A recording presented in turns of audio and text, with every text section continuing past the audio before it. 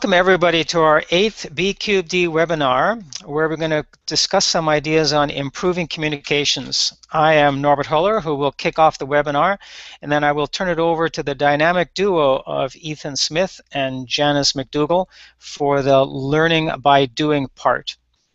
I'm going to give a very quick overview of this story-making concept that came out of an interview that Randy Olson did for Zygote Quarterly. But the really important part of this webinar is the actual doing of it. This is not something that you can read and learn. You, as I said, learn by doing. In the interest of time, we're just going to get right into it. I'm going to very quickly cover two books. The first one is the first one that Randy Olson wrote, which was Don't Be Such a Scientist. And the key message out of that book is that as scientists, we tend to focus on the rational, on the head. But to really communicate with your audience, with people, you have to communicate at the level that works for them. And the book talks about, first of all, the head, talks about the heart, which is sort of a feeling and emotion, talks about the gut, which tends to be more of the intuition, gut instinct. Humor is a big part of that. And if all else fails, as advertisers, show us all the time, you can always take the approach of going after the lower organs, as the book euphemistically calls it. Now, in all fairness, this book is not really meant for the biomimicry audience, because really we are very good already at grabbing the attention of our audience through their interest in nature. So we've got that emotional connection, which Randy claims most scientists have a great deal of difficulty with. So from that perspective, this book is addressing a different audience. But when Janice and Ethan and I talked about this, one of the things that we said is, although we're good at making that initial connection through that avenue of nature with our audience, it can sometimes be difficult to then extend the story along the lines of, now what are we going to do with this? What are some of the practical aspects of it? And I think something Ethan said is that even in the work that we do, you see, for example, some of the material that the Biomimicry 3.8 puts out, that again is very nature-oriented. Zygote Quarterly, on the other hand, tends to be a little bit more rational. So perhaps the message out of this is one of balance. How do you balance all the different touch points so that you have a seamless message that gets out to whatever connection points work for your audience? The second book that we're going to quickly talk about here is the book that was written by Randy Olson, Dory Barton, and Brian Palermo, called Connection. Now, this is a follow-on to the first book. It's based on a webinar, a workshop that they regularly do that has 3 parts. There is the word sentence paragraph model that Randy talks about in the first part, and we're going to go through that today. Dory Barton is a script writer, so she talks about the structure of a good story, and she goes through the logline model that's very heavily used in the movie making industry. And Brian Palermo is an improv specialist, so you've probably all heard about improv. He talks a lot about, again, that aspect of connecting to your audience so that you can communicate effectively. Now, I will say I found the third part of the book less useful, because he basically said, well, go find yourself some improv exercises and practice. And it struck me yesterday that this webinar is actually going to be a form of improv. Janice, Ethan, and I have done no rehearsals, so we're just going to see how the rest of this webinar is going to flow. So to get right into it, the three-part model, what they call their WSP model, suggests that you first of all come up with a single word that captures the essence of your message, of your story. So I have stolen this from the StoryMaker application. It's an Android and iOS application. I think it's cost $1. It is actually worth using if you're in the business of doing story writing or creating communications, because it helps you through the steps, allows you to record what it is you've done, and then build upon that. So again, I'll let you read that. The last part, I think, is the most important part. Oftentimes, when we try to come up with that sort of one-word message, we focus on tangible things, perhaps, technical things. You know, we'll say, well, this is all about innovation, this is about efficiency.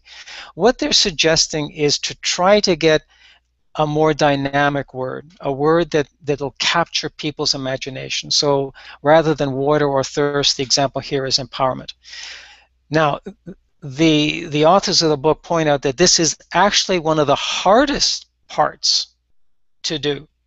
And they recommend, and we will follow that model, is to go back to the word repeatedly to as you develop your story, to see if your one word encapsulation of the message changes with time. The next part is called ABT, and, but, therefore. The way this came about is something that Randy has observed in a lot of communications. There's a tendency to say and something, and this and that, and a few more things, and here's another thing, and it just goes on and on and on and on. He says there's a couple of things that approach causes some issues. One is it tends to bore the audience to tears. The key thing from Randy's perspective is you need to have something happen in your story for people to be interested. So the but, in a sense, generates a little bit of a sense of conflict, generates interest, moves the story along, and allows you to get to the resolution, which is the therefore. So there's a whole bunch of examples. I'll give you a very simple one. I was on a cruise ship where the internet, as usual, was absolutely lovely. And normally I would complain to them and give them this long litany of what's wrong. So I tried the and, but, therefore. I basically said, you know, I realize that you have limited control over the internet service because it's a third party. But you control how it is delivered to your client, that last mile. Therefore, here's a couple of things you might want to try. Now, I'm not going to suggest that it was 100% better than the previous approach, but at least it got them interested enough to engage in a little bit of a dialogue. So from that perspective, this and, but, therefore, as a very, very simple tool to try to move the discussion along, create a little bit of excitement, and tell a better story. Now, then the third part of the WSP model is the paragraph. And the paragraph really is based on the concepts of Joseph Campbell. It's usually called the hero's journey. So Dory Barton goes into an awful lot of detail on what's called the log line. This is a tool that's used in screenwriting to structure the story. And what is really interesting is once you've played with this a bit, you can actually get an appreciation for why some movies that you watch fall flat, while other ones really capture your imagination. The ones that fall flat typically miss some of the steps of this 9-part logline. We're going to go through it in the exercise part. So what I want to just show you there in the bottom is a very quick encapsulation. It starts off with setting the scene. In other words, you're in a world that's an ordinary world for the hero or the protagonist. That hero typically has some kind of flaw, and the reason for that is simply to create some human interest. We all like our heroes to have human characteristics. The hero meets and overcomes diversity. In other words, something happens that forces the hero to do something. Unfortunately, faces some setbacks, overcomes both the hero's internal flaws as well as the external barriers to success, stops the villain, and achieves the ultimate goal. And we all live happily ever after. So again, that is the basic structure of the log line.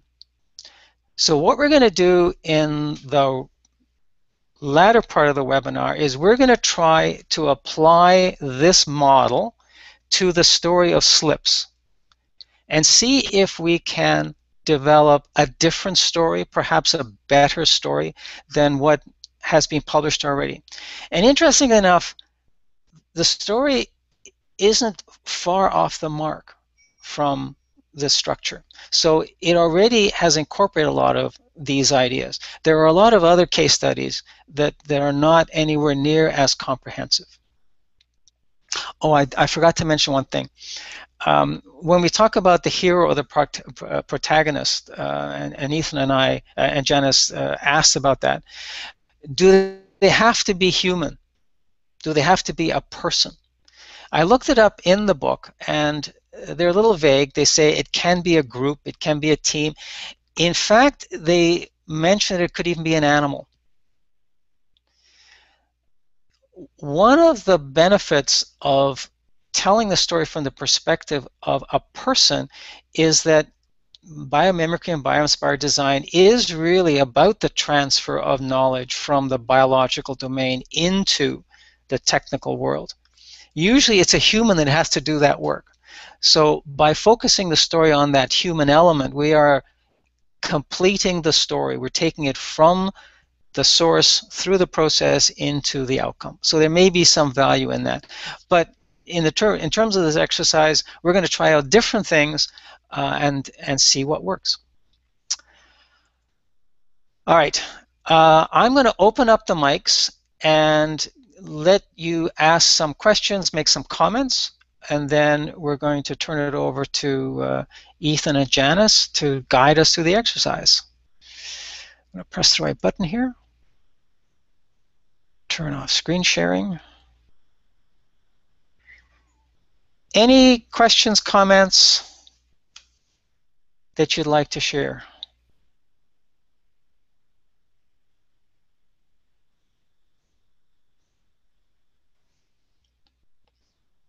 All quiet on the audience side?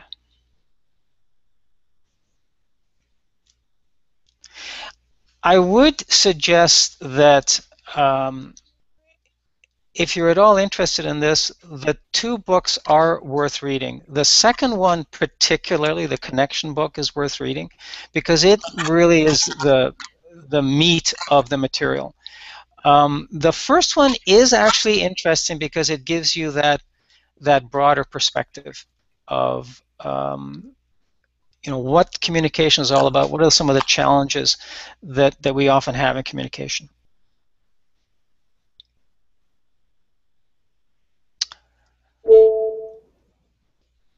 I've got somebody typing. Did you have something, Margot?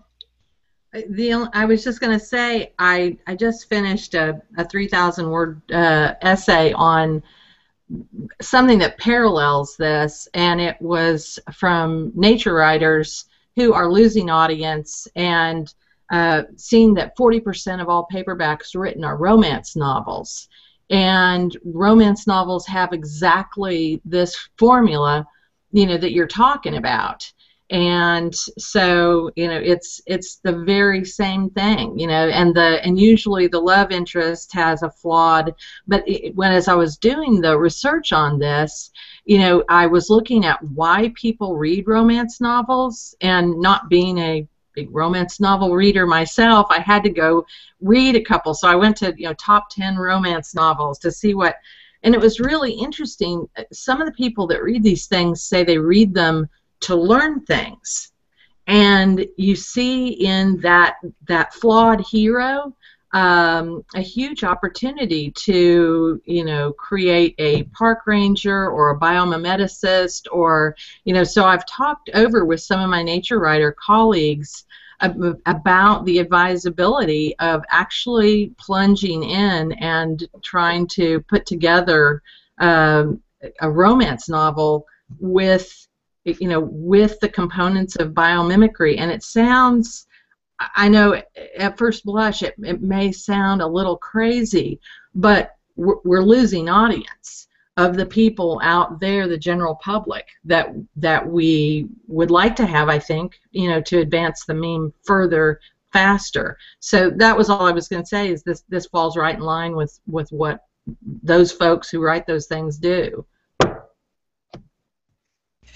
And one of the things that you can use as an argument rather than sort of the romance novel is the hero's journey. I mean, a lot of people are aware of that model of thinking, and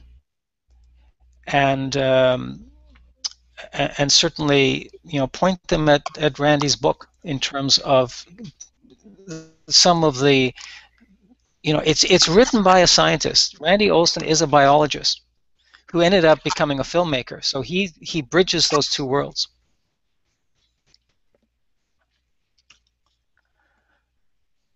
All right. If nothing else, Randy has done a great job of synthesizing a lot of observations that he's made in bridging those two different worlds. And I think, as the title of the book relates, he's all about figuring out how to help everybody relate to their audience, and has found that these classic story arcs that people have been thinking about for millennia actually do work and actually are useful. And by codifying them a little bit for us, I think he's presented some easily graspable tools that can be applied in just about everything we do as we're trying to communicate.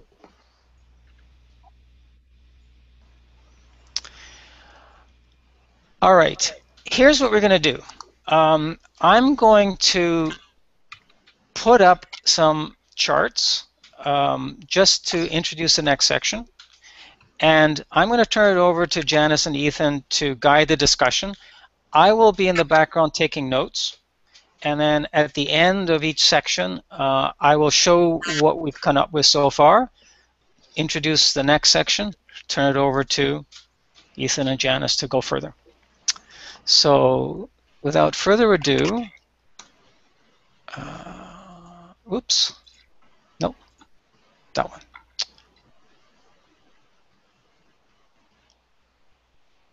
Okay, so the first thing is you've read the Slips talk, or the Slips article, so you should have some idea of what the story is.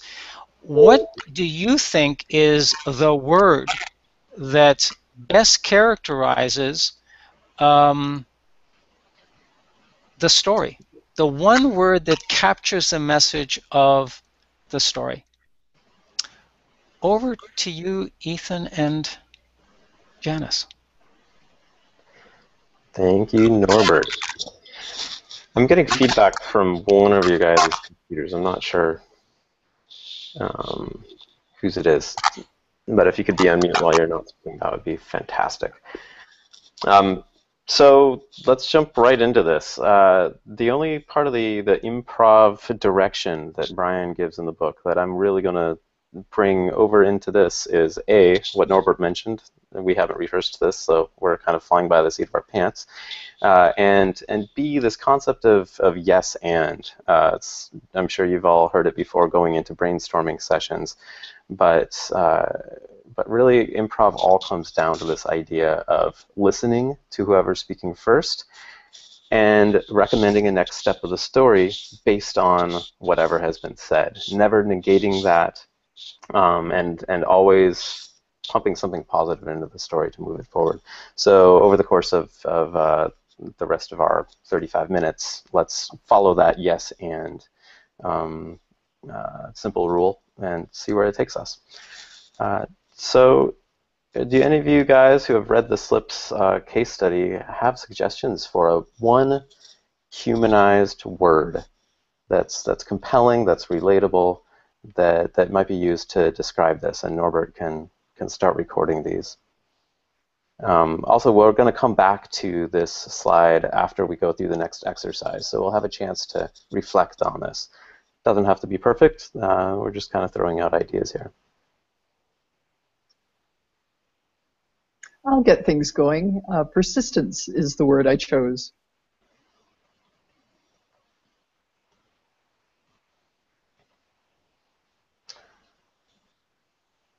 And I wound up choosing a word, inspiration.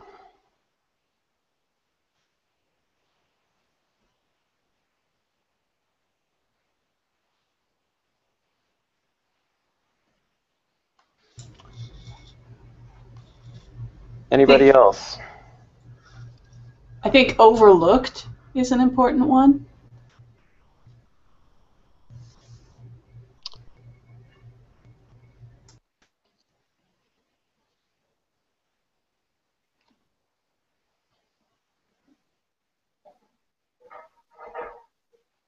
Yeah, I really like that concept of overlooked. It's getting close to kind of like the underdog, or the concept of you know, some really bright shining star who just didn't get his spot in the limelight at the right time. And Jennifer has typed in reinvention.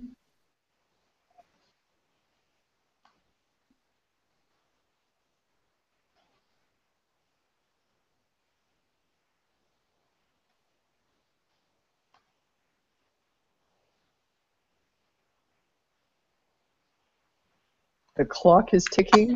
We've got about another 15 seconds.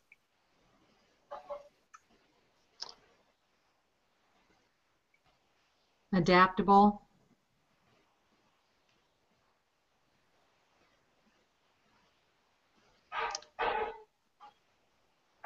All right. Thank you. So we've got a couple great words to start with. And again, these are just humanized thematic words that we can keep in our heads as we go into this next exercise. You can think of this as the word, sentence, paragraph breakdown as a slightly more nuanced take on the elevator pitch. The word is something you might use to communicate excitement about your story if you had 3 seconds to tell somebody what you were excited about. The sentence that we're going to look at now is something that you might be able to communicate in about 30 seconds, so your classic elevator pitch. Whereas the paragraph is something that you might be able to relate in more like 3 minutes. If you had a chance to walk somebody through the story in a little bit more depth. So this word, again, is just something to get people excited. So I have a story about inspiration that I'm so excited about, or I have a story about, you know, being overlooked that I am so excited about. That's kind of the idea that we're going for here. So Norbert, would you like to introduce the sentence concept again? Or I am happy to. So the and, but, therefore sentence structure, and this doesn't have to be just one sentence, but it should be pretty short. Again, this is something that we can communicate in 30 seconds as a goal, and you'll all recognize this as a classic story arc. We're presenting a bunch of exposition with the ands. We know that audience need that conflict sooner than later. In fact, a lot of really successful stories have gone straight from the ands into the buts. And the therefore is the resolution. It's the synthesis of that ands, the thesis, and the buts, the antithesis. So let's walk through this simple sentence structure with slips in mind and figure out what critical information needs to go into this exposition of the and, what the conflict is, and then what that resolution or therefore is. So why don't we go ahead and just create a short list of critical pieces of information that this story wouldn't make sense without. Again, I'll kick us off. I think one of the first pieces of ands is that mankind has uses for slippery, self-cleaning surfaces, and the botanical world has many models.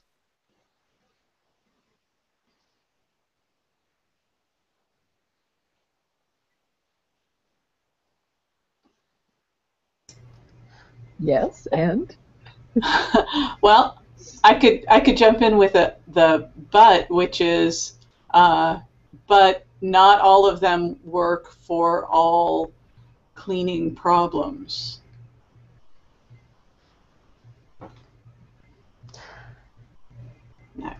Yes, I think as Tom noted in the article, there's quite a few limitations presented by existing state-of-the-art. As far as manufacturing goes, and maintenance goes, and operating conditions that they work in go.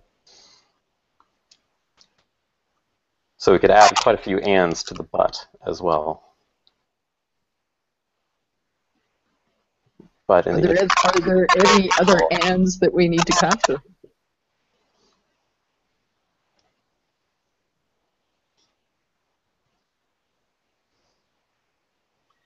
Well, and we need solutions that operate under very high pressure conditions, extreme high pressure conditions, and we need more than one solution, you know, as we have in Lotusan. There's a couple of ands. Yeah, I think another. Oh. Go ahead. Sorry.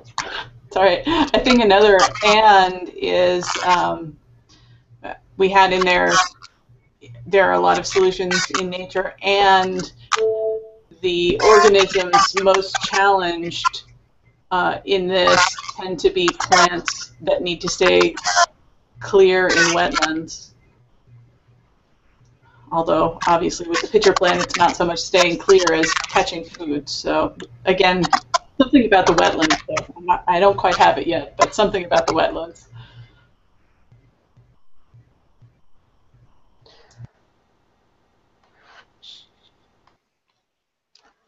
Great. So we have a number of exposition ideas. We have a conflict. Any other thoughts that we'd like to add?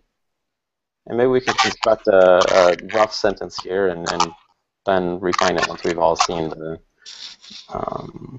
forest of what this can be. Ethan, would you consider part of the but, I guess an and for the but? But we have so many problems like the fouling of medical tubing and the drag in transport systems and the icing of power lines that we still have to overcome. Would that be part of your and in the but? Yes, I think that's a great place to put that kind of information, and that all relates to the note above about needing solutions under extreme conditions.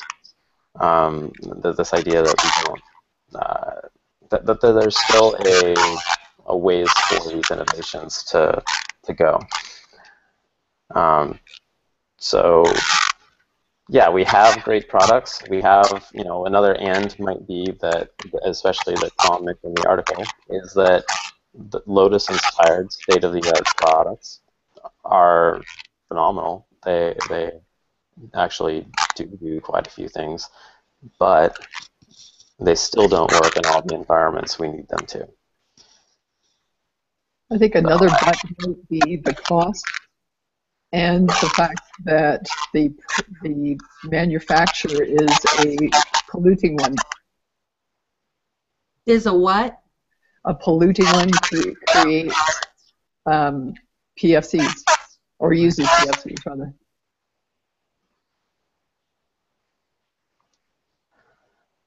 Yeah, if you consider products like Teflon or Scotchgard, these PFC-based products, as some of the primary uh,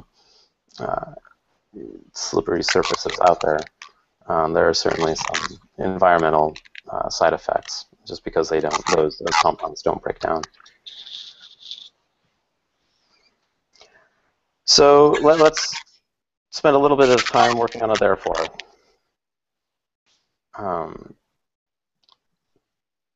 So we've set up some exposition, we've introduced a conflict. What do we do, or what has happened now in this ellipsis story? How has that induced something?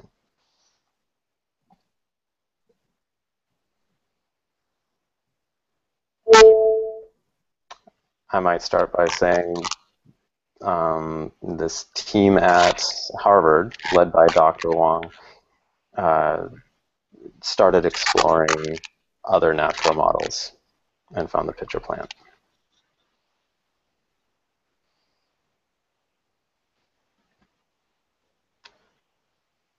And I might add to that that part of the therefore around their looking for another model is that they were looking for a different paradigm because they were looking for process rather than structure, I think.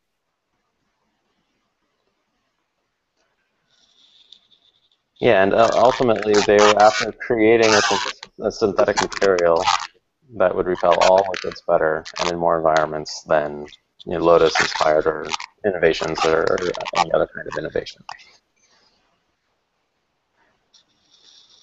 And they were able to optimize it for extreme temperature and pressure conditions? Absolutely.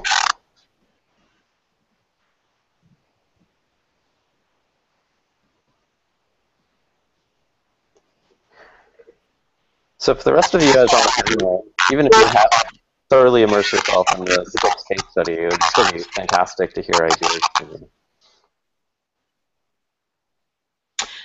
Question, for the ultimate happy ending to the story, what has been, and perhaps slightly off topic, so I don't mind if you're just short about this, but have they been able to commercialize this? I mean, that'd be a great and if they have.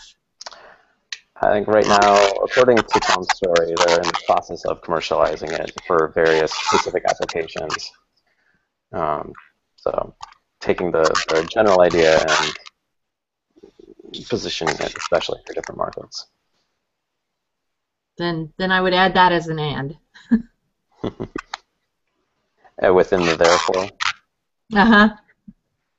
I think that's great. One of the things that that this book's connection reveals and that talks about is a sense of not needing to fill in all of the details all the time, especially with these short models. And this is something I'm terribly guilty of all the time. It's like, oh, I can add this detail and this detail and this detail, and wind up with a sentence that looks like a paragraph. Which is what I did when I initially tried this exercise. And so I'd like all of us to figure out how to reduce whatever we come up with as much as possible, so that it really is a sentence that we can just rattle off that's more intriguing than descriptive, but still very true to this story. So any other ideas for things we could add to this before we reduce from it and try to come up with a short, compelling, and but therefore sentence?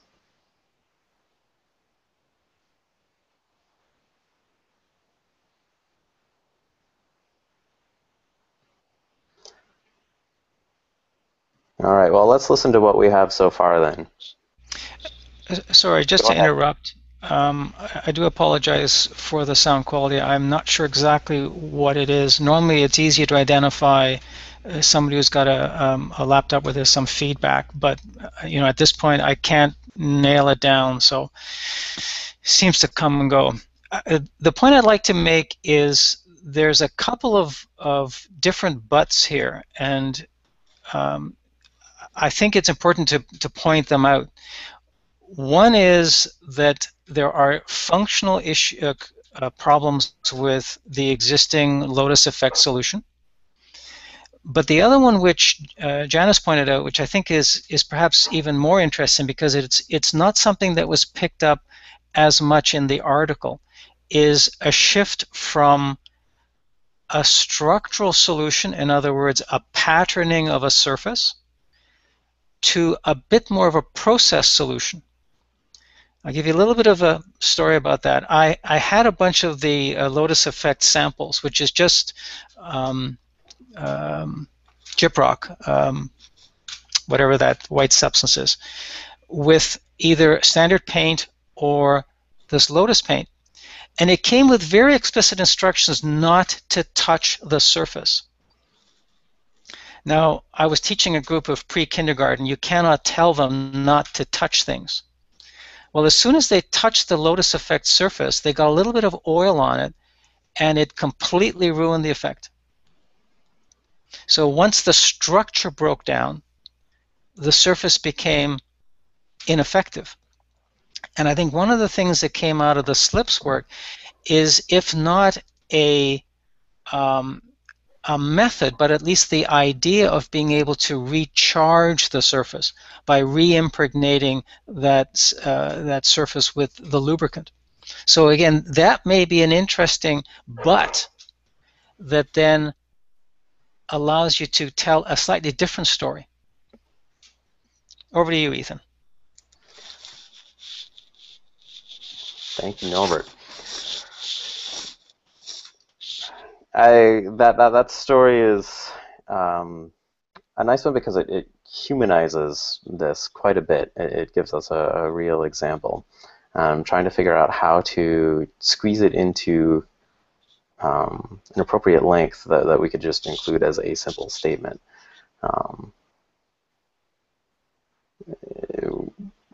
Part of it is about just maintenance and the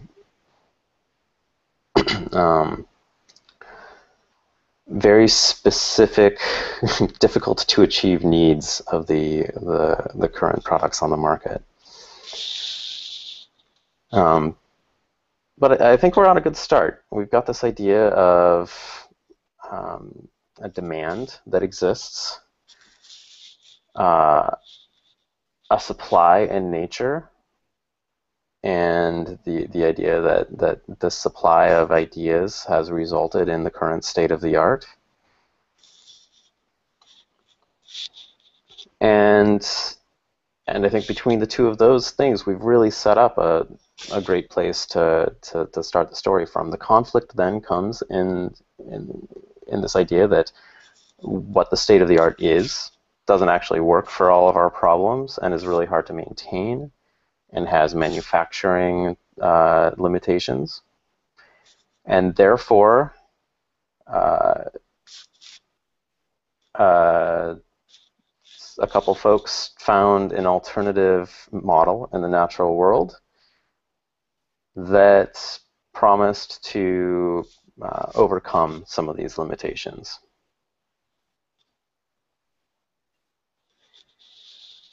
Now, you guys tell me, does that sound like a compelling story arc? Can we improve it or make it more interesting, more compelling? And I'm asking you to, from a very like heart/gut level, not a mind level, what works and what doesn't work about that short story?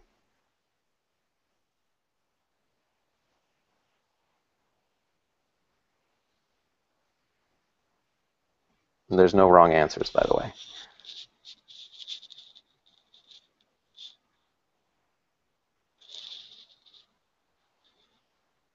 Crickets.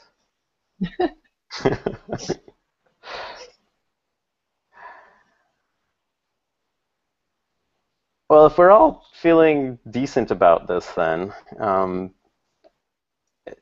while we were preparing for this, Janice put together one sentence and I put together another sentence that is just as we were kind of going through this exercise on our own, that we might share just to put our own little syntheses out there. Janice, would you like to share the sentence you put together, and then we can move into the paragraph log line? Sure. And I apologize because this is clumsy.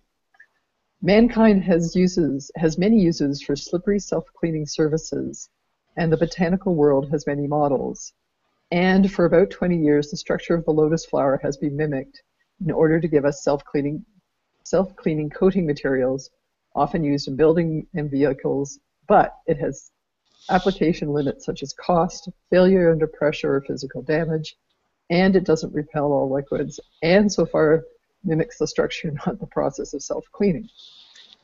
Therefore, a team at the Weiss Institute for Biologically Inspired Engineering searched for further inspiration from nature and found the pitcher plant, which offered a different paradigm for the process of cleaning and maintaining slippery surfaces. Thank you, Janice. And before we move on, any comments or questions about that?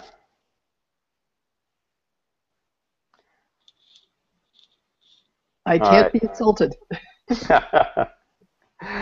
So the parallel sentence that I created, and this I'm just presenting this for a slightly different take on the reading of this, is liquid repellent and self-cleaning surfaces inspired by the texture of the lotus leaf serve the demands of many industries, but there are significant manufacturing and maintenance limits to these artificial lotus-inspired structures.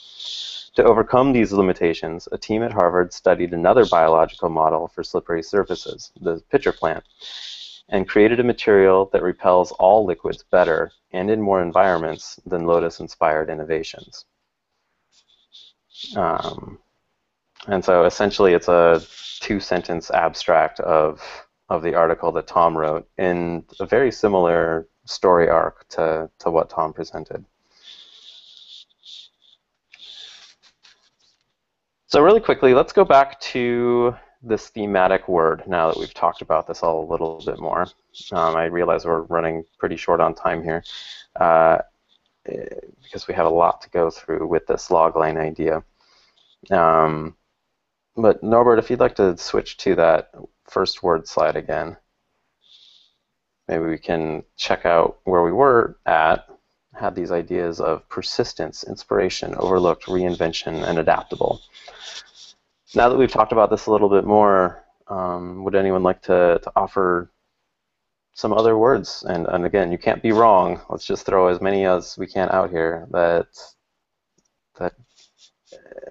encapsulate what we're talking about in a very human, relatable way. I noticed that Jennifer had also added the word discovery. Fantastic.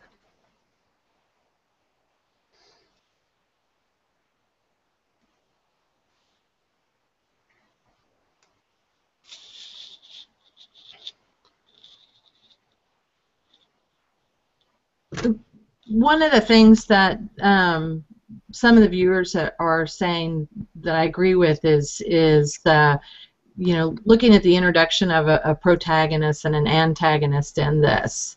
Instead of it being an entity like the Wyss Institute, does it make it more personalized or more effective in terms of what we're wanting to do? Kind of like with Norbert's. Norbert had a personal story. So by naming the individual people at the Wyss Institute, does that make our elevator speech more compelling? According to Randy Olson, yes, it does.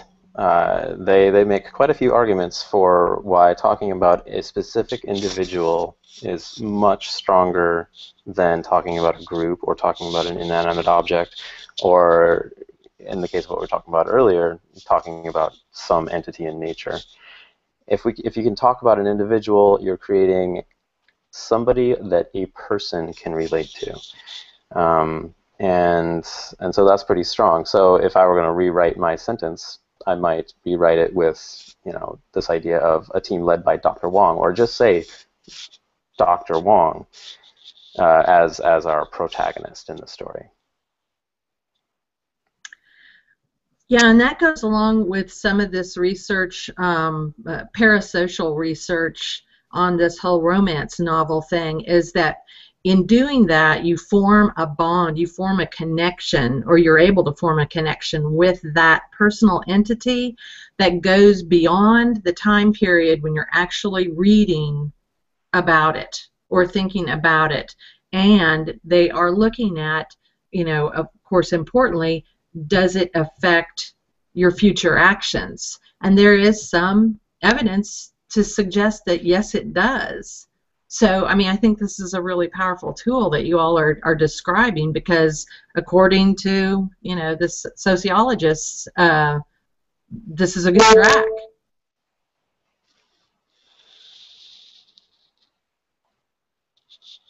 I think Randy Olson would agree. So, thank you, Margot. Let's take our last 10 minutes and do a very quick run through the paragraph logline. It's a story you are all intimately familiar with just by virtue of being a human. This idea of a hero's journey, and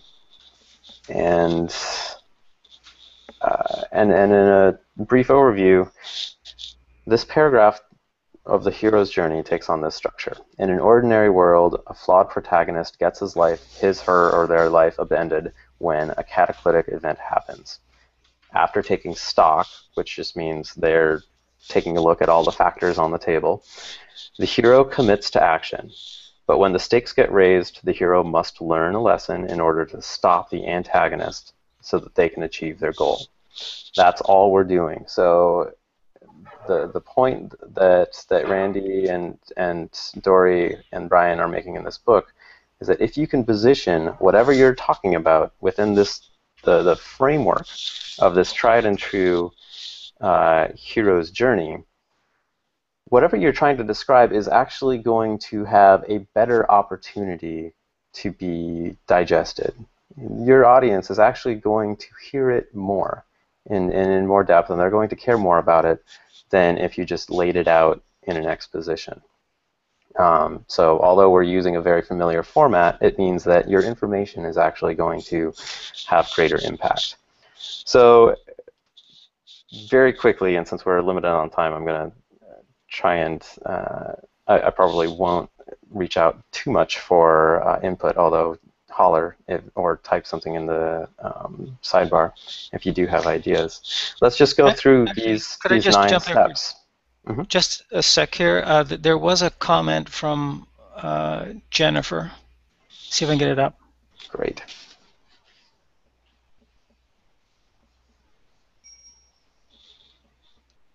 So again, this is a very interesting perspective on the but, if you want to call it that.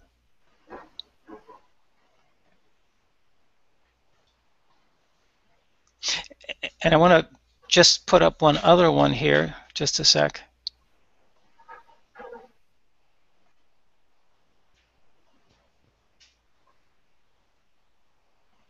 Which is another good point. I think we need to recognize that the word, sentence, paragraph, they're part of a package. Certainly as you start going through doing the word, doing the sentence, then doing the paragraph, that's going to change what your word and your sentence look like. I think that's an important thing to realize. So, the process that we're going through is really the kind of process that I think you have to go through to write a story. It's not a linear thing. It's very much a cyclical type of thing. So, back over to you, Ethan. Absolutely. Thanks, Norbert, and thanks, Jen, for those great comments. And these word, sentence, and paragraphs serve slightly different purposes too. Especially, and even the paragraph is just a short form of the entire. If you were going to be writing a movie script, this paragraph logline would just really be the abstract of that. You can always fill in more details, but our goal here is to at least get to the beginning of what a compelling story is. Identifying the antagonist and protagonist isn't necessarily super important to do in the short sentence form, but in the paragraph form of the hero's journey, it really is. So let's really quickly go through these 9 steps of the hero's journey and start with, what is this ordinary world? What's the exposition that we need to lay out on the table? And we already did that quite a bit in this last exercise. So we know that there's significant demand for materials that self-clean and repel liquids. We know that that demand has resulted in a large amount of research and development. And we know that even that state of the art has, even the stuff based on Lotus effect has significant limitations.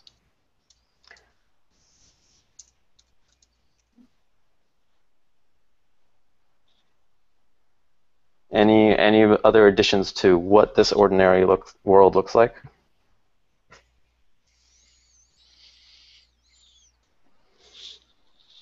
All right, well, let's talk about our flawed protagonist then. So we're going to probably make some assumptions here since we don't have Dr. Wong in the audience. But if we're going to use Dr. Wong as our flawed protagonist, we might assume that he is frustrated and intrigued by these limitations.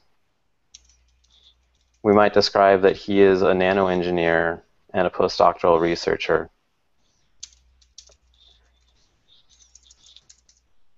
And that he,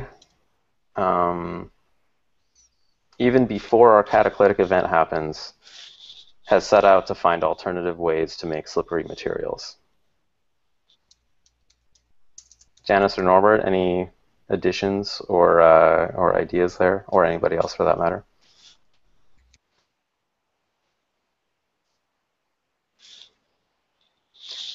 Okay, so what is this cataclysmic event? And the way that Tom tells this case study, the cataclysmic event seems to be when he discovers the research describing the structural technique used by the pitcher plants to create slick surfaces that help trap insects and other prey. It's essentially what Jen put up. It's a different paradigm of creating slippery surfaces than had existed before. It wasn't just that it was a pitcher plant. It wasn't just that it was slippery. It was that this particular mechanism was different than anything he'd encountered before.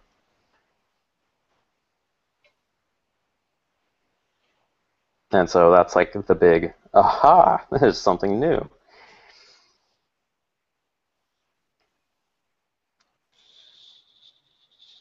So the next section of this paragraph is describing Dr. Wong taking stock.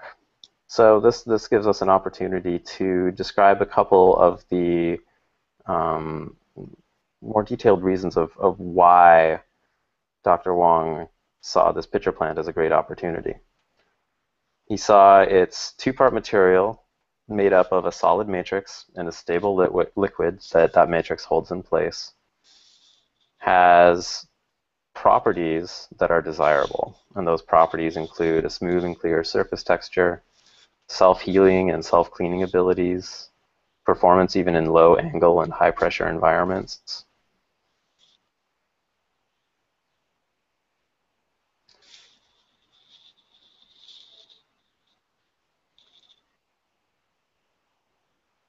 And because of all of these desirable properties, Dr. Wong decides to commit to action.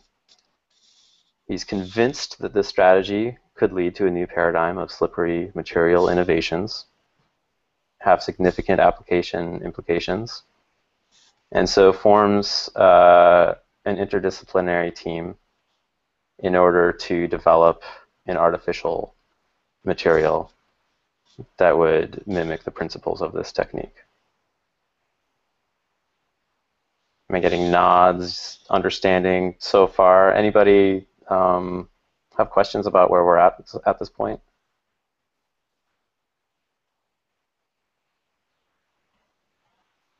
All right. Janice and Norbert, this is in fact an hour-long webinar, not an hour and a half, correct? Yeah, we've got about 7 minutes. All right. So I'm gonna keep running through this. Definitely type something in the chat or keep going. I see a note from Michelle that says, it seems that the aha might actually be later in the story. Taking stock might be more about finding out what was wrong with Lotus models.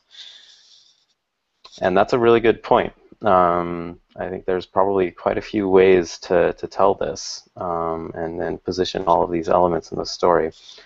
And if we were going to spend the time to compare a number of different models, we might try and figure out what the most compelling conflict is, what the most compelling catalytic event is, with, again, the goal of creating a relatable story. So there's not just one way to do this, for sure.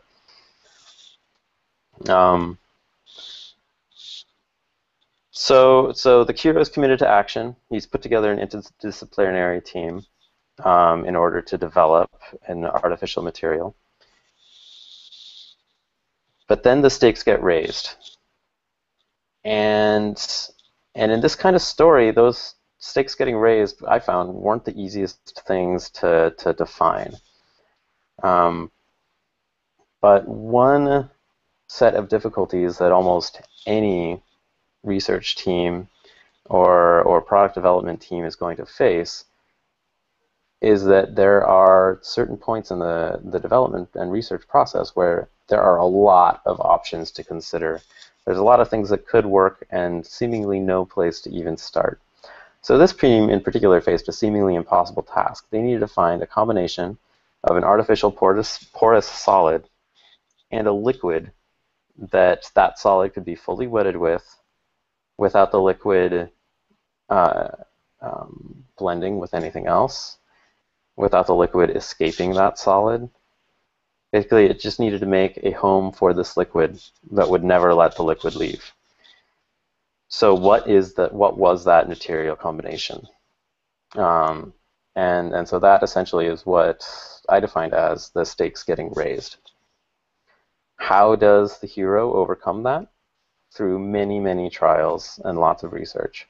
He and his team found a perfect match after all of that utilizes relatively low-cost materials, are readily available on the market, and produced and wound up producing something that was able to stop the antagonist. One big question we had here was, what is the antagonist? Who is the antagonist in this story? If we're pitting Dr. Wong against something or someone, any ideas on what that something or someone is? I was at a loss other than failure.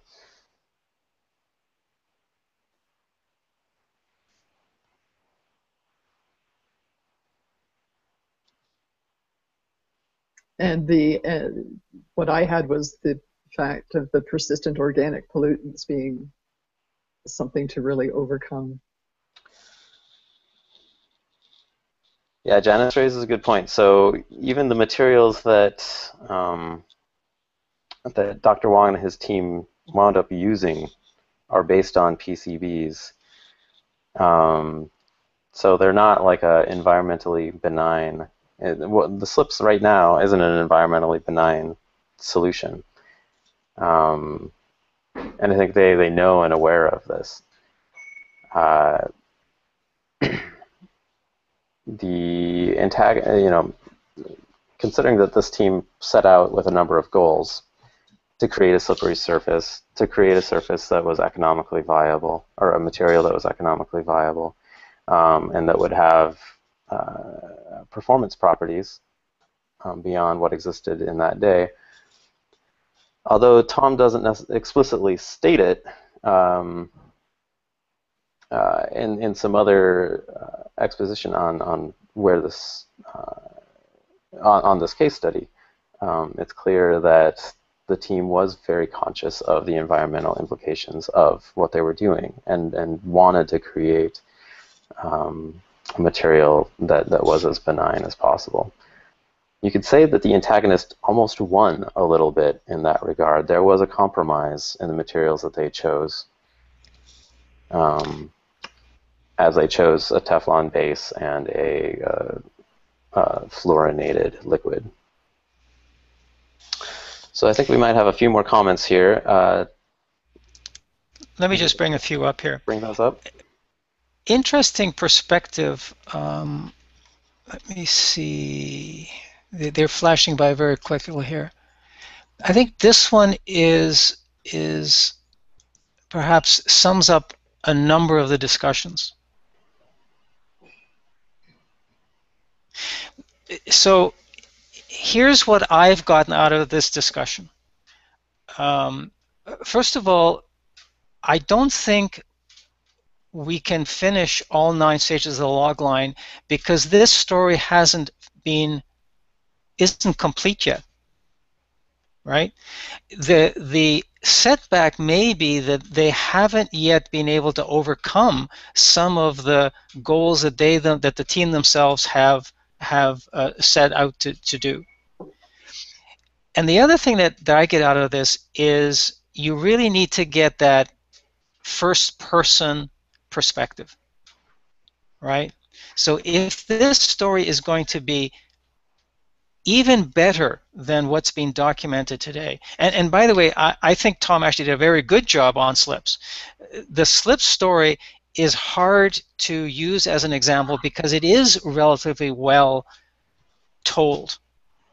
But maybe one of the things that could make it better is as is stated here, to add in those first-person features, those first-person stories. I think that could make the story even better. I think what I found going through the exercise in preparation for today is that if this were my story, I could be compelling about it. Because we were working off of a case study that wasn't giving us the feeder material to create a hero's journey, it becomes much more difficult. So if I'm going to tell my story or do a pitch, I think this is a fabulous model. In order to dissect someone else's story, perhaps not so much. One of the things that Randy mentioned in the book was that he's put together a number of documentary films, and documentary films can very easily fall into this trap of just presenting a lot of exposition and losing the human element of the story, as we've just experienced here. By going into those interviews with an awareness of the log line that he's going for, he knows what questions to ask his interviewees in order to get those very human elements of the story. That's really what he's driving for. He can find facts pretty easily, but what people want to watch are the interviewees' emotional recollections of the challenges that they had to surmount in order to reach their goals. That might be finding funding at the university for Dr. Wong, or finding interest in all of this. That might be the actual research that was involved, and challenges in the field. It could be any number of intriguing personal stories. But again, as Jana said, I agree. There's not much to go on from a pre-written case study and no conversation with Dr. Wong. It seems that we're pretty much out of time. Norbert, you're on mute, I believe. I think this is a very important message that I think all of us need to remember, is to really make it interesting, we've got to reach out to the people doing the work. It's their story, in effect, that we're trying to convey. Not necessarily the story about the pitcher plant, not necessarily the story about some whiz-bang invention that came out of it, but the story of the people that did the hard work, because really that's where the interest lies, if we're going to do that end-to-end kind of thing. Absolutely. So as a quick wrap-up, in the last element of the logline, beyond this idea of stopping the antagonist, is that the hero achieves their goal. And here again, we anticipate, we don't really know what his specific goals were other than creating a slippery surface, but they did create a slippery surface. They published their finding in numerous journals and media, and have since focused a whole lot of their energy on finding application ideas. I would challenge all of you who are left on the call to take on this this idea of creating a word, sentence, and paragraph on your own time, and seeing if you might be able to create a version of these three elements on your own, based on the SLIPS article and whatever other information you can have. I think Janice, myself, and Norbert found that it was really helpful to take some of these core concepts and actually practice utilizing them, with the hope that this can be a valuable communication tool in a number of different things that we do. Norbert, would you like to close up? Sure. Just to reiterate, these are the details of the two books. I'm going to post charts and notes from today's webinar, so you don't have to write all this stuff down. But they're the two books and also the Android and iTunes or iOS application that can help you with the StoryMaker approach. Again, my apologies for some of the technical difficulties. There's actually an awful lot of material in the comments. I will capture those comments and try to weave them into the material and the notes on this webinar. We are a little over time. We just started a bit late. But again, thank you, Ethan and Janice, for your help in helping to guide the exercise, and the panel and the audience, which were as vocal, shall we say, as the panel in terms of your ideas in how we could better communicate the stories we're trying to tell. Thank you so much, everybody. I look forward to following up on this, and Norbert, definitely look forward to seeing your review of everything that has gone on in today's webinar. Thank you. Thanks, everyone. Okay. Bye, everybody. Bye.